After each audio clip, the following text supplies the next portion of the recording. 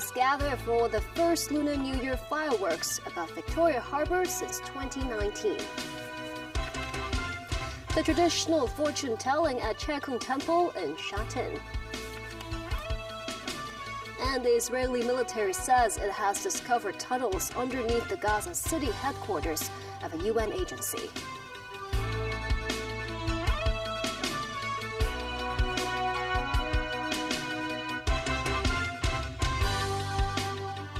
Hello, welcome to TVB News.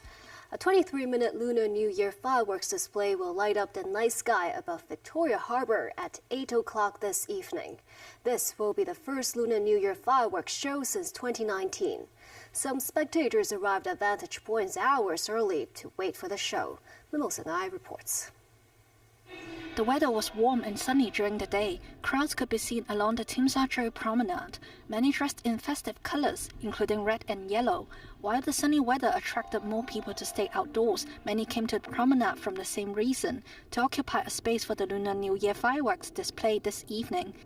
This man, who brought along camera equipment, arrived at the scene at around 7 a.m. He believes the long waiting time is worthwhile, adding the weather will allow him to capture some good shots. Early birds were allowed to enter the center part of the promenade just before 5 p.m. Yeah, it's very crowded. We're just trying to find a spot to watch it.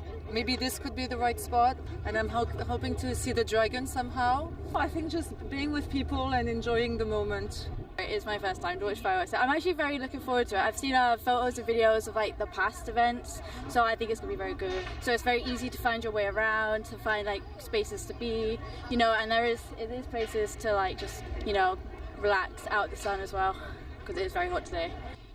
This restaurant, which is near the promenade, enables customers to have a good view of the fireworks. The restaurant's manager said over 90% of the bookings were made by locals. He added they have reduced their prices by 20% this year. The Transport Department, meanwhile, reminds the public that train service on the East Rail Line will be extended tonight. The last train to Lo Hu from Admiralty Station will leave at 12:56 a.m., while the final train from Lo Hu to Admiralty will depart at 2:30 a.m. Meanwhile, the Lo Hu control point will extend its service until 2 a.m., and the Shenzhen Bayport will operate overnight. News 9, TVB News. Rural leaders made their annual visit to Chekung Temple in Shatin on the second day of the Lunar New Year. The annual tradition involves selecting a stick to predict the city's fortune in the year to come.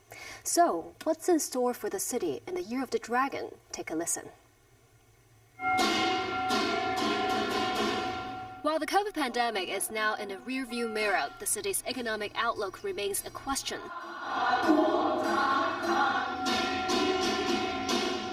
As part of Hong Kong's Lunar New Year tradition, Hung Yee Cook chairman Kenneth Lau drew fortune sticks for Hong Kong, but with 4 unsuccessful tries where multiple sticks fell out of the container. Lau managed to fetch 1 fortune stick on his 5th attempt. Stick number 15, which predicts an average year ahead. It's the 7th consecutive year a neutral stick was drawn for Hong Kong.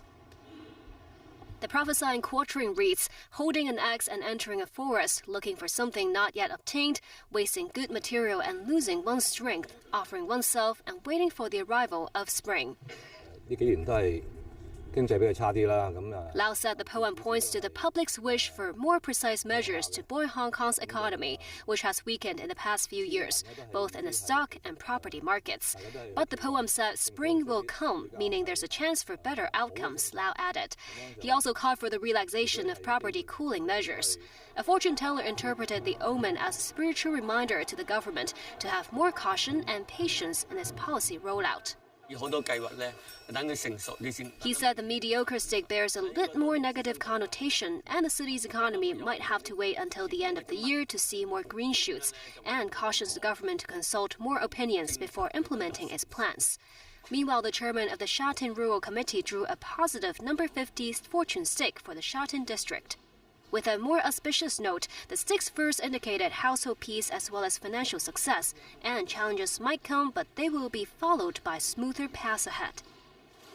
Apart from rural leaders, many devotees also flocked to Chekung Temple to pray for blessings and good fortunes, with the burning of incense, the beating of drums, and the spinning of fortune pinwheels. Among the common wishes among Hong Kongers are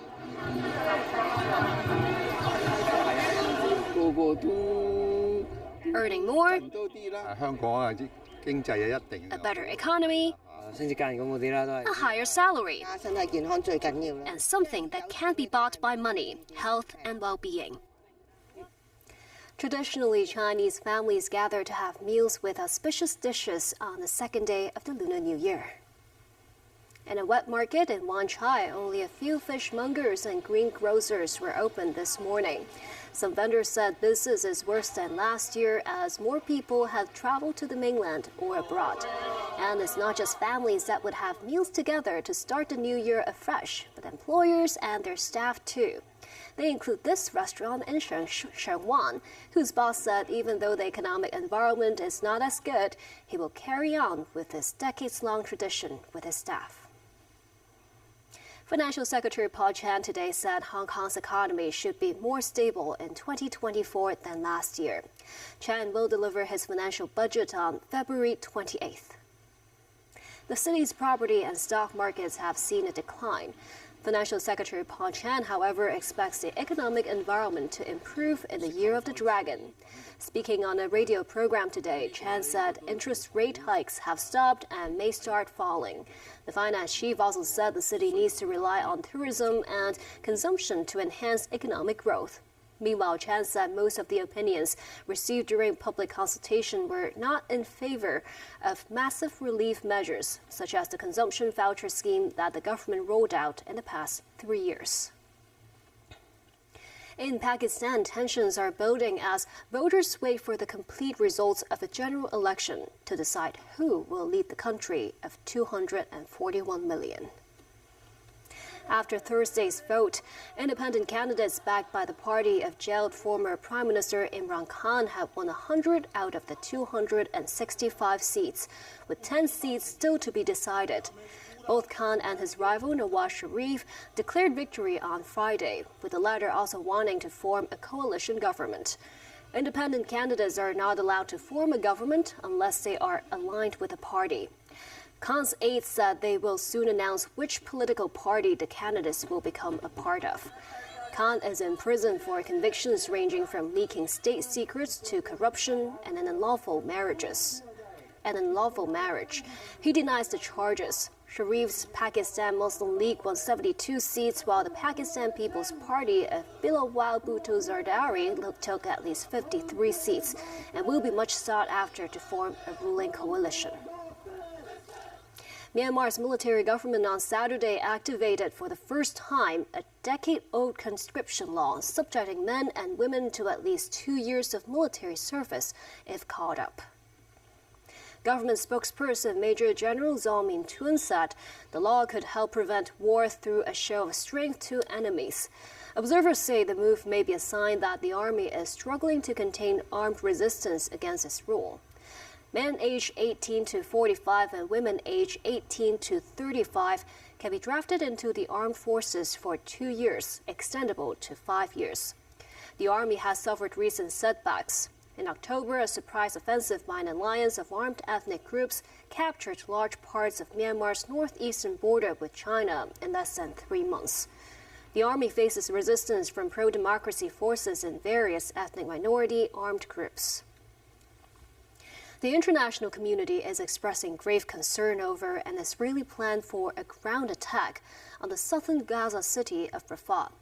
More than half of Gaza's 2.3 million people are sheltering in Rafah, where Israel says Hamas strongholds remain. Starvation and disease remain a major threat for hundreds of thousands of displaced people, officials say. Health authorities say close to 28,700 people have been killed since October 7th, when Palestinian groups led by Hamas raided Israel, resulting in the deaths of 1,200 people. Nasvi Karim has more. Crowds in Rafah gather around a car destroyed by an Israeli airstrike that killed 13 people, including 2 policemen. It was among several hits in the southernmost region of Gaza, with 11 people killed in the strike on a house. Rafah is meant to be a safe haven, the place where hundreds of thousands of Palestinians were told to evacuate to, as Israel focused on eliminating Hamas in the northern and central areas. The IDF is now targeting 4 Hamas battalions in Rafah, despite deep concern from the international community of a humanitarian catastrophe, with 1.5 million people crammed into the area and nowhere to go. The foreign ministers of Britain, the Netherlands and Germany, among others, have expressed their misgivings. But Israeli Prime Minister Benjamin Netanyahu says to not eliminate Hamas from all parts of Gaza is to admit defeat in the war. In the northern Gaza city, the IDF said it has uncovered a Hamas tunnel network under the headquarters of the United Nations Palestinian Relief Agency UNRWA. The 800-meter-long tunnel branched off at various points into rooms with computer servers. The IDF said Hamas used the facility as a command center. UNRWA has recently been defunded by some countries, including the US and UK, after Israel accused the agency of employing dozens of people involved in the October 7th attacks. The body's chief, Philip Lazzarini, said they were unaware of what lay beneath the office, and its staff had left the facility on October 12th after being ordered to do so by Israel. In Tel Aviv, the families of hostages still being held by Hamas gathered for their weekly rally, demanding action from the Israeli government to free their loved ones. Netanyahu has rejected the Hamas proposal for a lengthy truce in which all hostages would eventually be released. This woman, the mother of one hostage, said Netanyahu should take the courageous step to stop the fighting and withdraw from Gaza for the sake of the hostages. Meanwhile, the Turkish NGO behind the ill-fated 2010 Gaza flotilla said it was preparing a new seaborne journey to break the siege in Gaza and deliver humanitarian aid. At a press conference in Istanbul, Balut Yildirim of the charity group IHH said the NGO was buying ships and planned to sail by the end of March. In May 2010, Israeli commandos stormed the Mavi Marmara in international waters, leaving 9 Turks dead and dozens of activists wounded. 7 Israeli soldiers were wounded. Nazri Karim, TVB News. And still ahead. In Hungary, the president resigns over a sex abuse case pardon. The police chief says authorities will start installing 2,000 extra surveillance cameras as early as next month. And a look at how Chinese astronauts celebrate the Lunar New Year in orbit.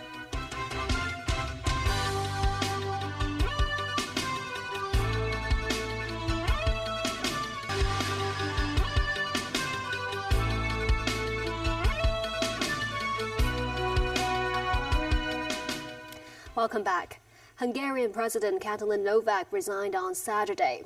This after she came under mounting pressure for pardoning a man convicted of helping to cover up sexual abuse in a children's home. The scandal is a rare setback for Prime Minister Viktor Orban, who has been in power since 2010 and now faces European Parliament elections, just as the country emerges from an inflation crisis. Daniel Rao reports. Katalin Novak, a close ally of Conservative Prime Minister Viktor Orban, resigned a week after her presidential pardon was first reported by local news site 444.hu. Novak pardoned some 24 people in April 2023, among them the deputy director of the children's home, who helped the institution's former director hide his crimes. Announcing her resignation, Novak said she decided to grant a pardon last April, believing that the convict did not exploit the vulnerability of the children whom he had overseen. Novak added she made a mistake, as the pardon and the lack of reasoning were conducive to triggering doubts about the zero tolerance that applies to paedophilia. This week, Hungarian opposition parties had demanded Novak's resignation over the case, and on Friday, 1,000 demonstrators rallied at Novak's office calling for her to quit. On Saturday, Judith Varga, who is expected to lead Prime Minister Orban's Fidesz party list for the European Parliament elections and who also signed off on the pardon, said on Facebook she would step down as a Fidesz MP, taking responsibility for her decision. The head of Fidesz's parliamentary group, Matej Koksis, said Novak and Varga made responsible decisions which the party would respect.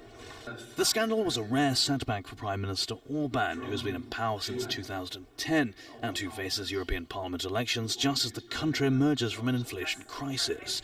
Orban has for years campaigned to protect children from what he has described as LGBTQ activists roaming the nation's schools. This has been one of several issues over which Orban has clashed with the European Commission. In a bid to contain the political damage, Orban personally submitted a constitutional amendment to Parliament late on Thursday, depriving the President of the right to pardon crimes committed against children. Fidesz leads opinion polls ahead of European Parliament elections in June, but about a third of voters are undecided. Danarel, TV News. Polls opened in Helsinki on Sunday as Finland votes for either of two experienced politicians to be their next president. The next president's main task will be to steer the Nordic country's foreign and security policy, now that it is a member of NATO following Russia's invasion of Ukraine. Ex-Prime Minister Alexander Stubb on the center-right and former Foreign Minister Pekka Haavisto from the Green Left largely agree on Finland's foreign policy and security priorities. These include maintaining a hard line towards Moscow and Russia's current leadership, strengthening security ties with Washington, and the need to help Ukraine both militarily and at a civilian level. However, Haavisto is opposed to the permanent deployment of NATO troops on Finnish soil. The new president will replace Sauli Niinisto, who is retiring after two 6-year terms in which he earned the nickname the Putin Whisperer for his previous close ties with the Russian leader. Britain's King Charles on Saturday expressed gratitude to well-wishers following his cancer diagnosis. It was his first public comment since Buckingham Palace announced he would postpone some engagements to undergo treatment. In a statement, Charles expressed his most heartfelt thanks for the many messages of support and good wishes he has received in recent days. As all those who have been affected by cancer will know, such kind thoughts are the greatest comfort and encouragement, the 75-year-old monarch said. The king said it was heartening to hear how his diagnosis had helped to shine a light on the organizations that support cancer patients in Britain and elsewhere. The palace has not given any details of his condition other than to say it was not prostate cancer. Back locally, Commissioner of Police Raymond Siu said the first batch of 2,000 additional surveillance cameras will be installed across the city next month at the earliest. Siu added he does not rule out the use of facial recognition technology in surveillance networks in future. The first 615 cameras will likely be placed on lamp poles and government premises. Siu said all 2,000 devices are expected to be installed by the end of this year to combat crime and safeguard national security. Siu said Singapore's Eye in the Sky network boasts some 90,000 CCTV cameras, and the city-state is set to have more than 200,000 cameras installed by 2030. As to how long the surveillance footage would be kept, the police chief said authorities will take reference from practices around the world. Siu also said the pilot scheme that allowed police to patrol buses in the West Kowloon district ended last month, but they will consider expanding the practice to other districts. Shenzhou 17 taikonauts celebrated Lunar New Year in orbit. The three Shenzhou 17 taikonauts, Tang Hongbo, Tang Shenzhen, and Jiang Xinlin, decorated the Tiangong space station with Fai Chun, a traditional Chinese New Year decoration with auspicious wording. The trio then ate their festive meal, including dumplings. This is the third time that Chinese taikonauts have spent the festival in the space station. And that's the news. Thank you for watching.